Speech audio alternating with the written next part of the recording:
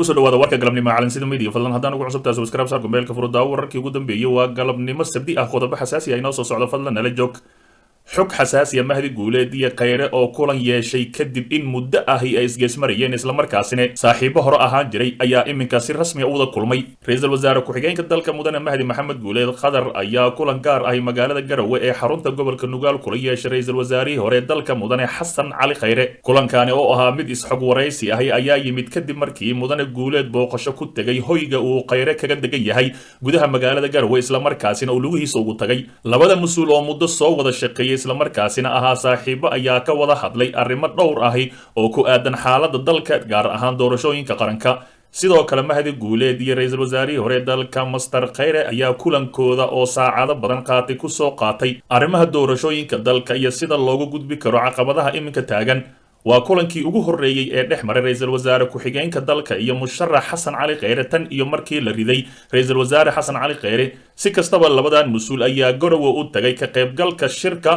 sanadlaha ah ee madasha aragti wadaagga ee ka furmay magaalada garowe islamarkaasina muddo halkaasi la joogay si kastaba ha ahaatee ra-iisul wasaare guuleed ayaa lugihiisa ku raadsaday xasan cali khayre islamarkaasina ka raaligeliyay wax walba oo dhacay islamarkaasina iminka ay noqdaan labadii hore wada shaqayn jirtay dhinaca kale sidee loo fuliyey qaraxii lagu dilay xildhibaan khaliif ee magaalada kismaayo waxay faahfaahin ka soo baxaysaa qarax xalay ka dhacay magaalada kismaayo oo lagu dilay allah u naxariistay khaliif xaashin nuur geedi oo ka tirsan baarlamaanka jubbaland gaari nooca raaxada u lahaa xildhibaanka ayaa qarax loogu soo xiray ayuu kula qarxay xilli uu marayay xaafadda farjano waana daqiiqado yar uun kadib markii uu ka soo baxay hoygii uu ka deganaa magaaladaasi wararka ayaa sheegaya in qaraxa uu ku xirnaa kursigii uu ku fadhiyey xildhibaanka oo halkaasi ugu geeriyooday dhaawacyo culus oo halkaasi ka soo gaaray qaraxa jugta qaraxa oo baqdin gelisay dadka deegaanka ayaa fiidnimadii horeba bilaabay in ay guryahooda ku xaroodaan ciidamada booliiska ayaa baaritaano saacado badan qaatay ka sameeyey goobtii uu qaraxa uu ka dhacay iyagoona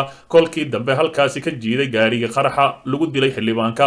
ururka al-shabaab ayaa sheegatay mas-uuliyadda weerarkii lagu dilay mudanaha baarlamaanka jubbaland ka tirsanaa shabaabku waxay sheegeen in xildhibaanka uu ka mid ahaa xubnaha ku dhow madaxweynaha jubbaland axmed maxamed islaam axmed madoobe dhanka kale qoraal ka soo baxay madaxtooyada jubbaland ayuu axmed madoobe tacsi u diray xildhibaanka qoyskiisa qoraalka ayaa ahaa madaxweynaha dowladda jubbaland mudane axmed madoobe ayaa ka tacsiyeyey geeridii ku timid allah u naxariistay xildhibaan khaliif haashim nuur oo ku dhintay qarax ay gaarigiisa ku qarxiyeen kooxda argagixisada al-shabaab madaxweynaha ayaa xildhibaanada baarlamaanka iyo guud ahaan shacabka jubbaland ugu tacsiyeyey geeridii naxdinta leh ee ku timid marxuumka waxaana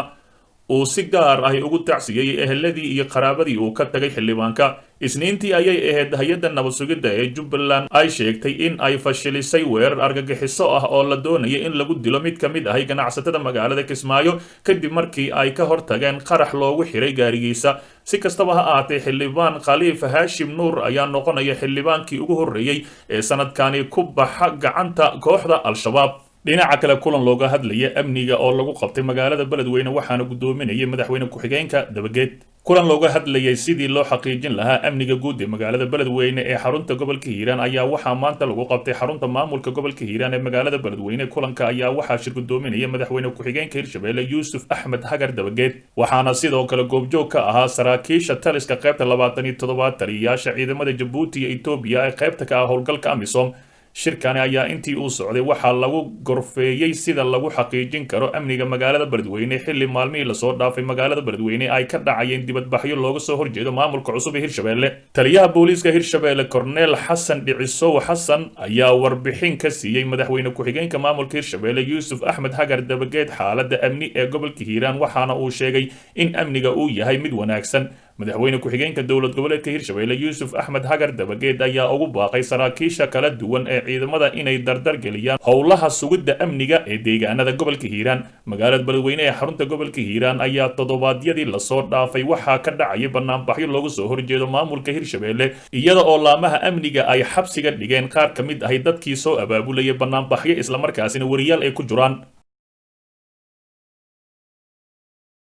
xog xasaasi ah qarax ismiidaamin xooggan oo ka dhacay duleedka magaalada muqdisho islamarkaasina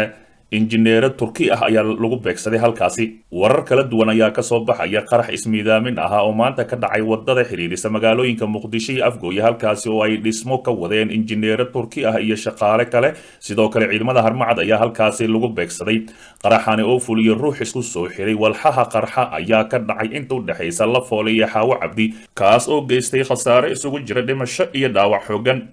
wararka ayaa sheegaya in qaraxa lala beegsaday injineerada turkiga ee dhismaha ka wada wadadaasi iyo ciidamada booliiska harmacad ee ku sugnaa wadadaasi islamarkaasina waardiyeynayay injineerada turkiga ahi ila deegaanka ahi ayaa warbaahinta u sheegay in ruuxa ay ka shakiyeen ciidamada ammaanka ayna ku fureen rasaas balse uu qaraxa markii uu ku soo dhawaaday uu qarxay islamarkaasina halkaasi khasaaraha uu ka dhashay ugu yaraan 2 ka mid ah ciidamada harmacad ee ilaalinaya injineerada ayaa dhintay halka ay dhaawacmeen 3 ka mid ah shaqaalaha turkiga iyo 4 ka tirsan askarta harmacad si kastaba ma ahan markii ugu horeysay oo qarax lala eegto shaqaalaha iyo injineerada dhismaha ka wada jidka isku xira magaalooyinka muqdisho iyo afgooye hadda ka hor ayay ahayd markii halkaasi qarax uu ka dhacay islamarkaasina niman injineero turki ahi iyo dhalinyaro iskuul u socday halkaasi qaraxa ku dhamaadeen isla qaraxaas ayaan ku jirnaahay dhinaca kale al-shabaab oo war ka soo saartay ismiidaamintii ka dhacday duleedka muqdisho islamarkaasina ku faanay qaraxaasi dagaalyahanada kooxda al-shabaab ayaa sheegatay mas-uuliyadda qaraxii ismiidaaminta ahaa ee maanta ka dhacay duleedka magaalada muqdisho gaar ahaan deegaanka Lafoole ee gobolka Shabeellada Hoose qoraal ka soo baxay al-shabaab ayaa waxaa lagu sheegay in weerarkaasi uu fuliyay ruux isku soo xiray walxaha qarxa islamarkaasina ay la beegsadeen saraakiil turki ah iyo ciidamada harmacad sidoo kale al-shabaab ayaa sheegatay in weerarkaasi ay ku dishay saraakiil turki ahi iyo 2 askari oo ka tirsan ciidamada harmacad sida ay hadalka u dhigeen qoraalka ka soo baxay ayaa sida tan ahaa mujaahidiinta ayaa qarax ku beegsaday saraakiil turki ahi oo ku sugnaa nawaaxiga Lafoole dhimashadu waa sarkaal turki ahi iyo dhaawac soo gaaray 2 kale halka 2 askari oo ka tirsan ciidamada xoogga dalka ay ku dhinteen qaraxaasi ayaa lagu yiri warka qoraalka ahi ee ka soo baxay kooxda al-shabaab laguna baahiyay baraha bulshada internet dhanka kale ma jirto weli wax hadal ah oo ka soo baxay saraakiisha laamaha ammaanka Soomaaliya oo ku aadan qaraxaasi al-shabaab ayaa dhowr jeer oo hore qaraxyo khasaare geystay la beegsaday injineerada iyo shaqaalaha dhismaha ka wada jidka isku xira magaalooyinka muqdisho iyo afgooye dhinaca kale xildhibaano madaxweynaha Hirshabeelle kala hadlaya arrimaha ka jira gobolkaasi Hiiraan maanta ayaa waxaa la filayaa in magaalada Jowhar inay kulan ku yeeshaan madaxweynaha Hirshabeelle Cali Guudlaabe Xuseen iyo xildhibaanada Hirshabeelle kuwa ka soo jeeda gobolka Hiiraan iyaga oo ka wada hadli doona arrimaha ka jira gobolka Hiiraan xalay kulan gaar ah oo ay Jowhar ku yeesheen xildhibaanada Hirshabeelle ee ka soo jeeda gobolka Hiiraan ayaa waxa ay ku go'aamiyeen in madaxweyne Cali Guudlaabe inay kala hadlaan in wax laga qabto xaaladda ka jirta gobolka Hiiraan sidoo kale xildhibaanada ayaa waxa ay sheegeen in aan loo dulqaadan karin wax ka socdo magaalada Beledweyne iyaga oo dalbaday in si shuruud la'aan ah lagu sii daayo dad xirxiran xildhibaanada ayaa waxa ay soo saareen dhowr qodob oo ay kala hadli doonaan madaxweynaha dowlad goboleedka Hirshabeelle kuwaasi oo kala ah in la sii daayo dadka xiran si shuruud la'aan ah in aan qof dambe loo xirin arrimo la xiriira